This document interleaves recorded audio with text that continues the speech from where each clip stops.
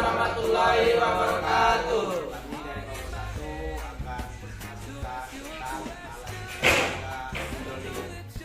Assalamualaikum warahmatullahi wabarakatuh. Di sini saya akan menjelaskan cara kerja sistem hidrolik, di mana kita akan mengalirkan oli dari tangki oli menuju flow meter, habis itu menuju ke manometer.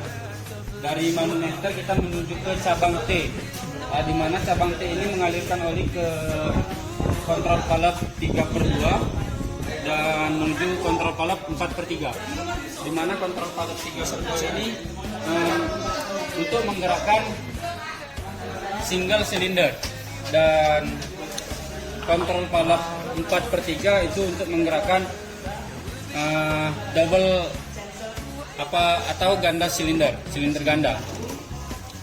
Dan langsung saja kita mulai ke cara kerjanya. Baiklah, kita akan dengan sudah mengalirkan oli dari flow meter menuju manometer, habis itu ke sini. Langsung saja ketika kita menarikkan tuas untuk menggerakkan silinder ganda ke atas.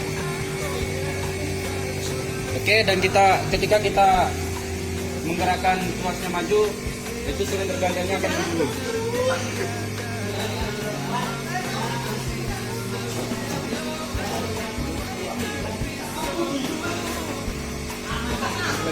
Setelah itu kita akan menggerakkan single silinder.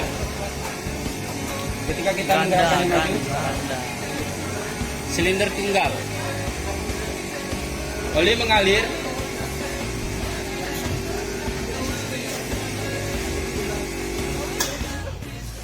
Dan habis itu olinya mengalir dari sini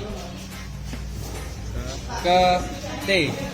Ini kan ada huruf T, selang tangki, mengalir kembali lagi ke tangki. Sama seperti yang ganda, itu di sini ada sistem yang berhuruf T, itu tandanya untuk mengalirkan oli ke tangki, kembali ke tangki. Dan cara menurunnya itu gerakan ke depan juga, otomatis.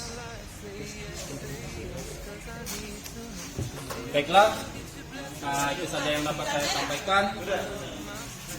Kurang lebih saya mohon maaf. Saya ucapkan terima kasih. Wassalamualaikum warahmatullahi wabarakatuh. Saya dari kelompok perwakilan kelompok 1 sekian terima kasih atas penjelasan tentang sistem peraga hidrolik. Sekian dari kami. Akhir kata, wassalamualaikum warahmatullahi wabarakatuh.